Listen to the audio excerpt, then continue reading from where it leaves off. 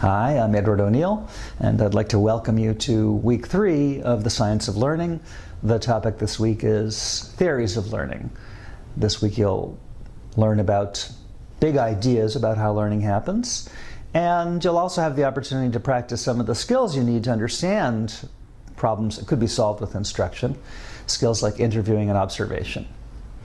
Well, why have a theory of learning at all? Some people think theory means a very vague idea, but theories can be very useful. If I know the theory of gravity and I have a stack of Post-it notes, I can make a prediction about what's going to happen when I let the Post-it notes go. And the theory of gravity suggests that they'll fall to the earth rather than flying up into the sky. And the theory of gravity proves useful, and if I had thought about it more, I would have moved my foot out of the way before I dropped the Post-it notes on them. So every teacher and every learner probably has a kind of implicit theory about how learning works. How do you like to learn something? Do you like it quiet, or do you like to listen to music when you study? Do you just read, or do you prefer to watch videos? Do you take notes? Do you make yourself flashcards? Do you like to work in groups to study with other people, or do it by yourself? Those all represent some kind of implicit idea about how learning works. But we all have our own ideas. That's not the same thing as having a theory, because a theory allows you to make predictions, and a theory is more or less supported by evidence. It's not just a random idea that you hold. So this week we're going to look at some very widely held theories about how learning works, what's going on inside when we learn, although one of the theories is that you don't need to know what's going on inside. So even that point varies from theory to theory. But if you have one of these theories, you should be able to understand what might make someone learn, and therefore make a prediction, and of course test it with the actual learning. You always want to make sure that you're not just assuming these things, but you're in some sense verifying them. So what are these theories? Well, I'd like to show you by what you can do with them, because that's what you're doing in this course. You're going to take the theories of learning, and you've collected and discussed with your peers different experiences you had, learning experiences. You've gathered instructional materials, and you've all picked problems that you'd like to solve by learning, or you could design instruction that would help someone learn and solve the problem. So for a learning experience, the theory should tell you, well, this is why learning did or did not happen, or was more or less successful in this situation. It's a past tense analysis, but it's still an analysis, and you should be able to use that to make a prediction about how to do things differently, what would be a better learning experience.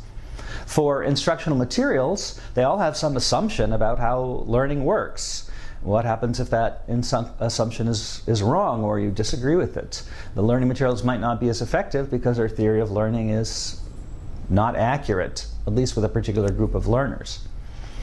And then finally, in terms of instructional problems, if you're going to solve a problem, someone needs to learn something. If you have a theory, it's much more likely you'll be able to do something definite than if you just randomly kind of try things.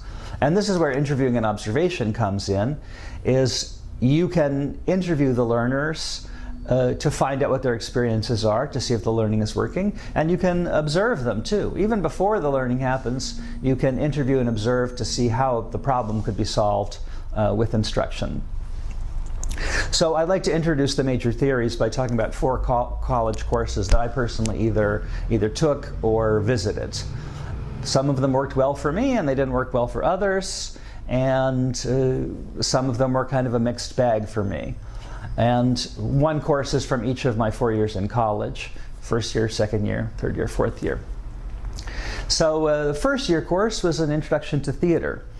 It was a lecture course with a workshop element, so we got to do lots of different things. There were a few big ideas, and throughout the course we really looked at the big ideas in different ways. We read things, we heard lectures talking about the things we read, and we actually got up on our feet and did scenes from plays, as you tend to do in an introductory theater class. I knew people who had taken the class before, so if something was difficult and challenging, people who had already been through the class could kind of talk you through it and why you were doing it and why it'd be useful and things like that. It was an inspiring experience for me, although it was an unhappy experience for other people. The second course I'd like to tell you about was a second-year acting class, a second-year theater class. And it was terrifying for most students, including myself. The professor was brilliant and successful, but he got very angry when you didn't do things right. And people dropped the class. He told people to drop the class. And so every time you had to get up to do a scene from Chekhov or Ibsen or something like this, people were really kind of in fear that they would be yelled at. You just never knew when you were going to get praise. The instructor was brilliant and insightful, but he kind of spoke in metaphors. And I didn't really understand most of what he was trying to explain. I did okay in the class, but I just didn't understand what he was getting at all. Unlike the first year class, where I felt like I could kind of grasp the big ideas.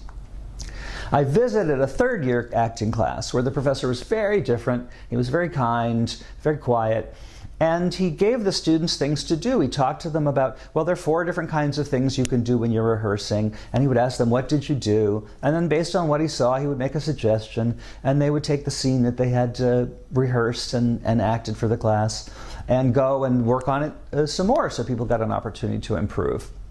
And it was really like they were part of the process. It wasn't so obscure or opaque. He made it much more concrete than the second year professor. The fourth year class was an independent study with a psychology professor. And I would go in and I would talk about what I was interested in, and she would say, go read this and come back to me and tell me what you think of it. And so the next week I would come back and I would talk about what I had read. And she would ask me questions and make suggestions, and then she would give me something else to read. And sometimes I would come up with a project, or she would suggest a project to me or ask for help on something. And we just went along like that with her, finding out where I was and helping me go to the next place, which I had a part in deciding. So in terms of theories of learning, one theory is a behaviorist theory. If you think about rewarding your dog with a treat when it does the right behavior, or yelling, bad dog, when the dog does something wrong, that's a behaviorist approach. There's some kind of stimulus, you say fetch or you say sit, and there's a response, and then there's a reward or a punishment, a positive or a negative reinforcement. So that second year acting class was a lot of negative reinforcement, and the positive reinforcement was seemed random. So you could almost say it was a fairly behaviorist class, at least because for me I didn't understand what the professor was trying to get us to do. Another theory of learning is cognitivist theory, in which you can actually understand people's mental processes and therefore based on that help them to learn. That was a little bit like the third year acting class. He had some sense of there are these different mental processes you need to go through in order to get a good result with acting a scene. And so we talked about those and kind of coached you on them. A third theory of learning is a humanist theory, in which it's very important for the learner to be respected and feel understood and feel like their kind of needs are met. Obviously, the second year acting class was not humanist in that kind of way. My fourth year experience doing the independent study in the psychology department, it was very much about me. What I wanted mattered. It was very respectful of my interests and my needs. And through these long one-on-one conversations, I had a feeling I was understood. Fourth theory would be a constructivist theory, in which people make knowledge. They build knowledge together, and it's best done with a peer who is in the same general range as you, not someone way ahead of you. If you think about that second year acting class, the professor was so far ahead of us that I couldn't really understand him, and we were all lost together, so we couldn't really help each other. So it was the opposite of a constructivist experiment. The first year class was a little more constructivist in the sense that if I wanted help, I would talk to other people in the class or people who had already taken the class, and they could really kind of guide me. And the fourth year class that I took, the independent study, was the most constructivist in a way, because I was building the understanding I wanted based on my interest. Let's see, I think it's the fifth theory, would be the social constructivist approach, in which the agency of the learner and the ability to kind of observe and imitate are really paramount. Now you could say in all those acting classes you were watching other people do something and hearing whether it was good or bad, and therefore there was a lot of social learning or observational learning, and you could say to some extent imitation. The fourth year independent study was really the one where I had the most agency. It was about me, and the professor was helping me succeed by giving me a challenge and then helping me through it. So that's a brief survey of the big theories of learning you're going to look at this week, with little concrete examples from my own experiences. I was doing what you'll be doing in some of your discussions, which is take the theories and apply them to learning experiences. Was this a behaviorist learning experience or a humanist learning experience? Very opposing things. Something else you might do this week is interviewing and observation. That is, if you want to solve a learning problem, it could help to talk to the people who need the learning, or see what they're doing that could be improved upon by learning. So you should be able to take the theories of learning and apply them to a real problem. One of the problems I've mentioned before is this idea of a geography professor needs to put his course online. So if you're putting a course online, what is, say, a behaviorist way to do it? Well, a behaviorist would say you need to give rewards and punishments. So you might give points and more points for the behaviors you want. You might even take away points for the behaviors you don't want. A cognitivist approach would take more account of internal mental processes and would be very concerned about how much information you get. Because if you get too much information all at once, it's very hard to process it. And if you don't know what you're doing with it, then you really kind of can't process it. For instance, there have been a lot of studies that if you have some kind of chart or diagram and you have some text explaining it, people are far more likely to learn if the text is very small and it's right on the diagram. Apparently, the amount of work it takes to look away from the diagram and to the text and figure out what you're looking at is enough of a drain that it's a weight on learning. It decreases the effectiveness of the learning experience. So a geography professor might be very cognizant of that if he took a cognitive approach to online instruction. The humanist approach, as opposed to punishing people, you'd want to respect and understand them. In studies of classroom learning, one of the biggest drivers of student learning is when the instructor smiles at the whole class, not just one or two students. It kind of suggests how important a sense of respect is and is foundational for the learning process. Obviously, you can't necessarily do that online, so you'd have to find some way, from a humanist perspective, to find what the students were interested in, make sure that their thoughts and feelings were understood or reflected back, in a sense, by the course. So if you gave them something challenging, to be able to hear that it was challenging and accept the authenticity of that experience. In a constructivist approach, learners are building knowledge. They're making it, and they're making it together. So you wouldn't say, take this information about geography and remember it. You might ask the students to make their own explanations, or you might say, well, you have a map of this, and you have this information. How can you put this information on the map? They'd actually be building a mental representation, maybe even a physical representation of their knowledge. In a social constructivist approach, it would be important for students to imitate and observe. They'd have to see the things that they were going to do, and you would want to support their sense of agency, their sense that they were a doer, that they were capable. And you only feel capable and really have a good learning experience in this view if the challenge that you overcome is somewhat substantial. If you give the students trivial things to do and give them little points, it's not challenging, and so they don't get the sense of agency, the I can do it feeling. So you would want to make sure the tests were challenging enough that you could people could feel that success was meaningful.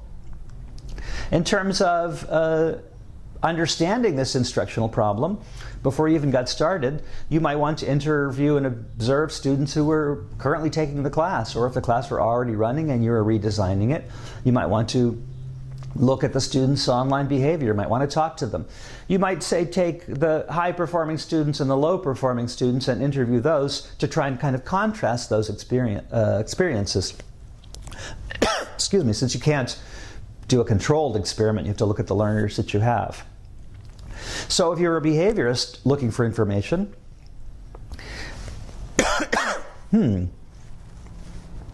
excuse me, I'm back.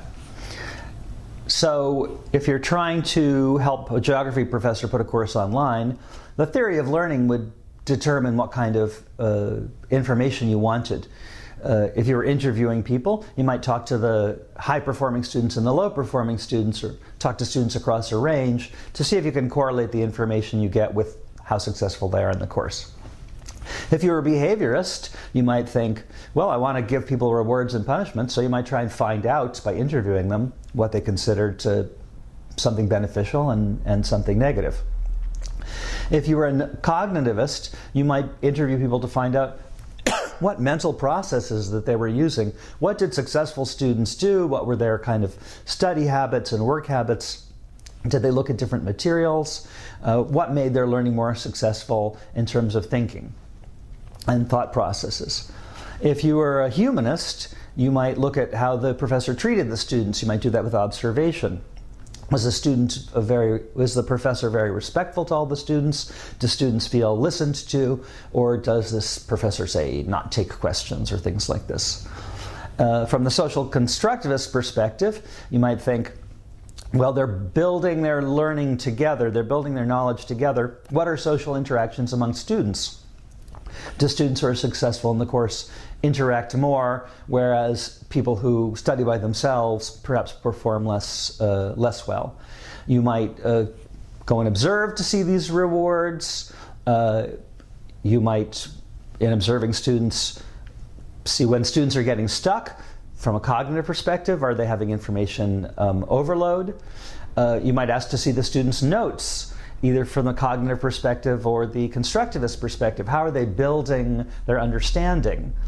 And you could also observe to see, are students modeling behavior for each other? Are they imitating each other's behavior in a way that's positive or possibly detrimental? So all these learning theories will impact your design choices. They affect how you collect data to decide how learning should best happen, and to make sure that learning is happening. So we owe to the learners and to our clients that we not only have some idea about learning, but we're basing things on evidence, and we're checking our work to make sure that our theory is not just an idea we have, but that's something that actually drives learning. And I think that's one of the exciting things about this week, is to explore these large ideas and then still focus on evidence and how you can verify that what you're doing is really the best thing you can do.